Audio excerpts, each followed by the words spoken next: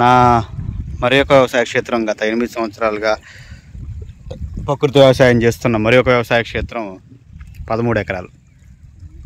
దీంట్లో కంప్లీట్గా sugar free rice నాట్లు వేయడం జరిగింది. ఒక వారం రోజులు అవుతుంది. మొత్తం వెళ్ళే దారితో సహా ఇంకా మునిగిపోయి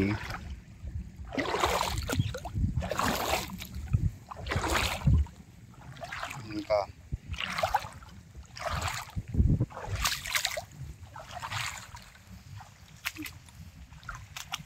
ఎక్కడి నుంచి ఆ కొబ్బరి చెట్ల వరకు మొత్తం 13 ఎకరాల షుగర్ ఫ్రీ రైస్ నాట్లు వేస్తున్న వ్యవసాయ క్షేత్రం 13 ఎకరాలు. దీనికి కూడా ఇంచుమించుకు ఇప్పటి వరకు 2,50,000 రూపాయల దాకా ఖర్చు అయింది.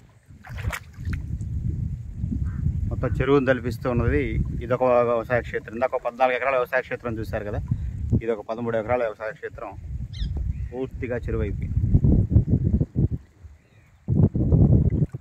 షుగర్ ఫ్రీ రైస్ నాట్లు వేసి వారం రోజులు అవుతుంది. ఇది పూర్తిగా జలమయం.